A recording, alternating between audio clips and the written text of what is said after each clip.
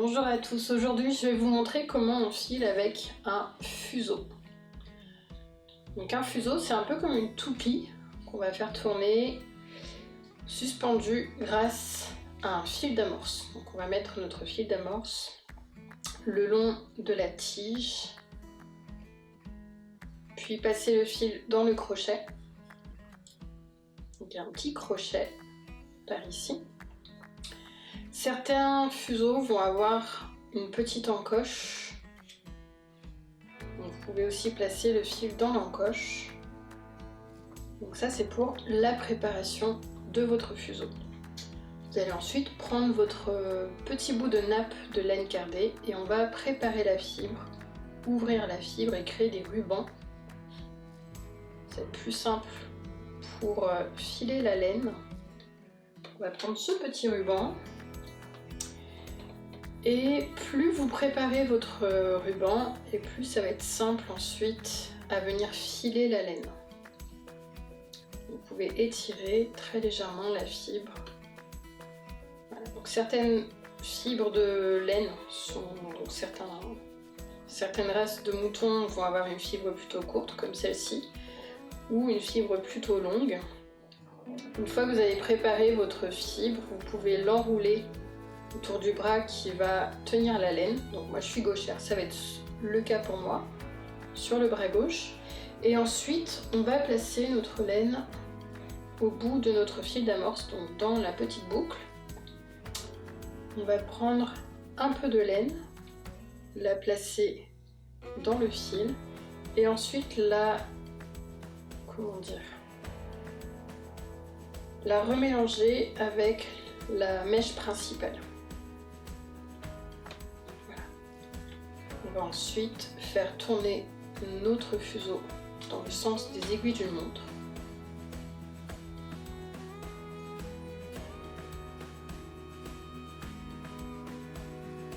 Ça vient créer une torsion. On va ensuite rembobiner le fil sur le fuseau. Là, mon fil d'amorce est assez long.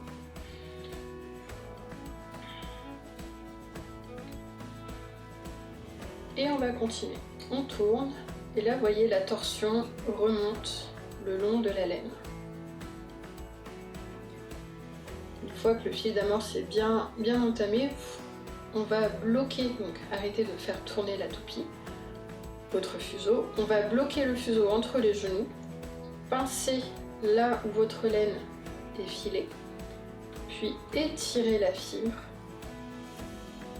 et relâcher la pince pour laisser la torsion monter. On rembobine encore un peu.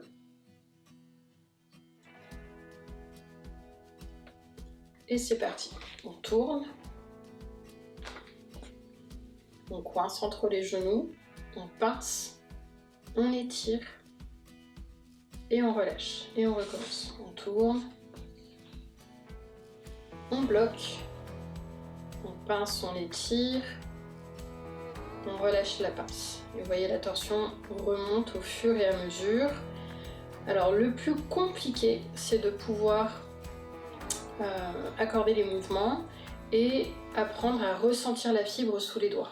Vous allez ressentir la torsion se créer, donc ça crée une tension entre les doigts. S'il y a trop de tension, le fil risque de se casser. Il va falloir raccorder les deux morceaux, donc je vais aussi vous apprendre comment faire. Le plus dur, c'est au niveau de la main qui tient la laine, parce qu'on a tendance à vouloir trop serrer.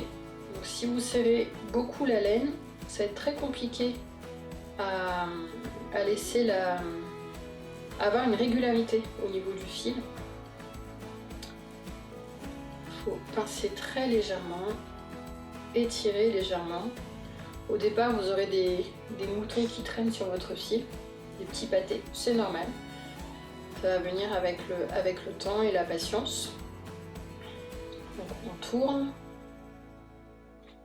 on bloque, on pince, on étire, on relâche la pince. Et on recommence.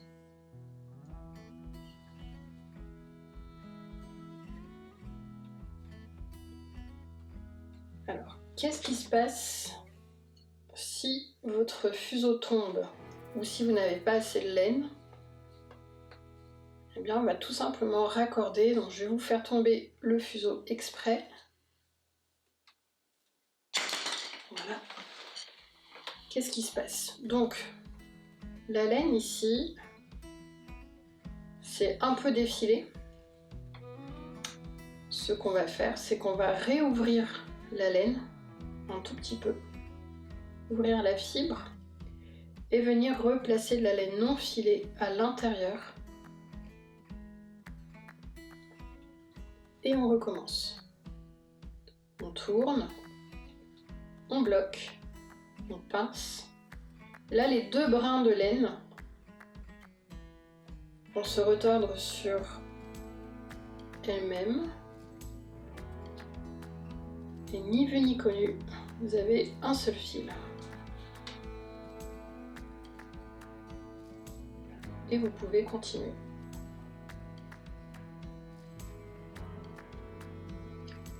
Au fur et à mesure de la pratique, vous verrez que vous n'aurez peut-être plus besoin de bloquer le fuseau et donc vous pourrez parler ou vous balader en filant. On étire au fur et à mesure que la toupie tourne. Votre fuseau tourne. J'ai tendance à l'appeler la toupie suspendue, c'est un peu le cas, retour à l'enfance.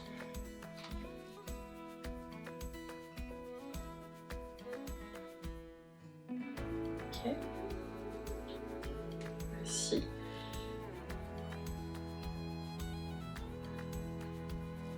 On rembobine. Alors parfois vous verrez que si vous ne vous y prenez pas à temps, je vais laisser le fuseau tourner. Si vous ne vous y prenez pas à temps, le fuseau va repartir dans le sens inverse des aiguilles d'une montre. Le fil se défait, la tension se défait. Donc si le fuseau repart dans le sens inverse, vous n'avez qu'à bloquer et puis gérer ce qui se passe au niveau des doigts pour donner de la fibre et laisser la tension remonter plutôt que de laisser le fil se défaire. Voilà.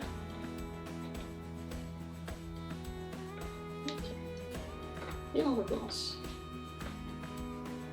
Donc ça c'est pour la partie faire du fil. Vous pouvez ensuite continuer, finir votre nappe de laine. Donc, je peux bien. Vous nous excuserez. S'il y a du bruit, c'est le chien, elle fait son nid. Prête à faire la sieste, c'est pas grave. Je continue encore un tout petit peu et puis je vais vous montrer ensuite comment faire. Donc là on a un fil à un brin. On va faire un fil à deux brins.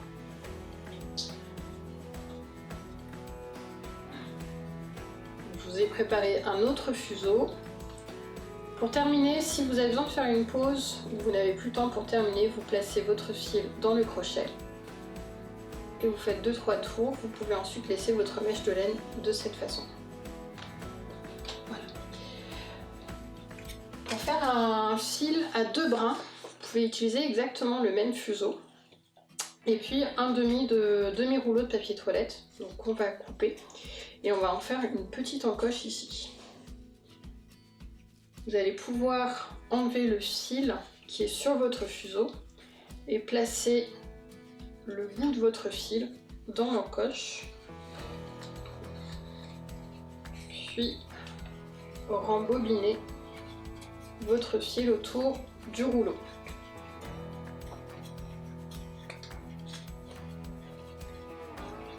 Le principe va être assez simple. Plutôt que d'aller dans le sens des aiguilles d'une montre, on va aller dans le sens inverse cette fois-ci, ce qui permet d'avoir un fil plus solide et de ne pas défaire la tension que l'on a, la tension et la torsion qu'on a créée sur le fuseau initial. Et vous pouvez utiliser exactement le même fuseau. Il existe des fils à un seul brin pour garder la solidité, donc c'est plutôt des fils islandais principalement, d'origine islandaise. Il faut donc, pour garder la solidité, il faut feutrer le fil, donc le mettre dans un bain chaud.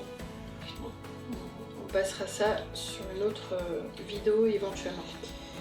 Alors, vous allez prendre, pour faire votre fil à deux brins, on va enlever, ou pas, c'est à vous de voir.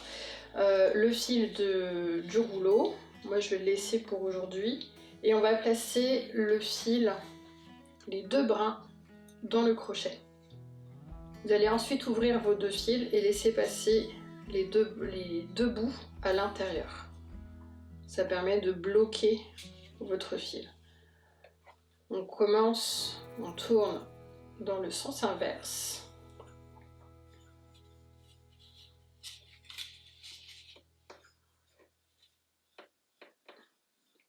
Là, vous l'aurez remarqué, j'ai fait sans amorce. Il est possible de filer sans amorce. On rembobine un tout petit peu. Et comme pour le filage, là, cette fois-ci, il faut donner du fil. Comme pour le filage, on tourne, on pince, on relâche la pression. On tourne, on bloque, on pince, on relâche et la torsion va remonter automatiquement autour des 2 bras.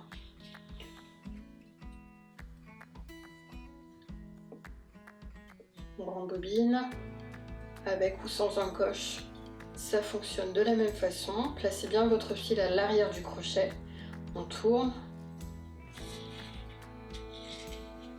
on bloque, on pince, on relâche la tension. On tourne, on bloque, on pince, on donne du fil, comme quand on donne de la laine, on relâche la tension. Et on rembobine quand on sent que ça tire un peu trop sur les épaules ou qu'on n'a pas assez de place. On tourne, on bloque avec les genoux. Si vous êtes plus confiant, allez-y au fur et à mesure. On pince, on donne du fil.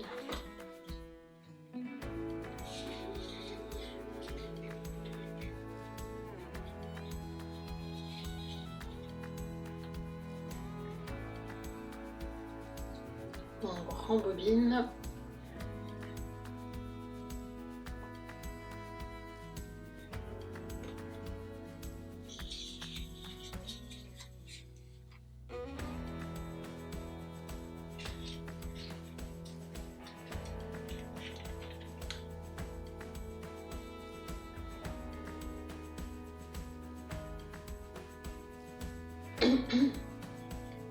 Et on y est presque.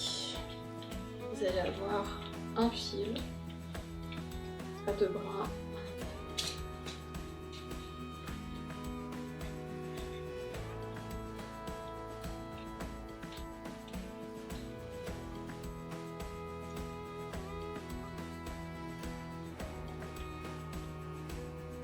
Celui-ci va servir pour potentiellement un marque-page, parce que j'ai pas assez de matière, ou alors un échantillon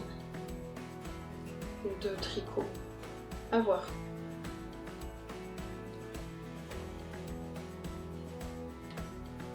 Alors, vous verrez que dans tous les cas, il faut, donc comme pour les tricots ou pour le tissage, il faut bloquer le fil. Donc bloquer, c'est le passer dans de l'eau chaude pour éviter la torsion. Donc, comme pour les tricots, au point mousse, vous avez les rebords qui se rembobinent ou qui se referment les uns sur les autres. Donc là c'est pareil, pour avoir un fil plutôt stable et plutôt droit, sans trop de torsion, ça évitera d'avoir un ouvrage qui roule. Il vaut mieux faire un petit écheveau avec vos mains et ensuite placer la laine dans un bain chaud ou tiède. Laisser la torsion se reposer, puis ensuite sécher. Et voilà.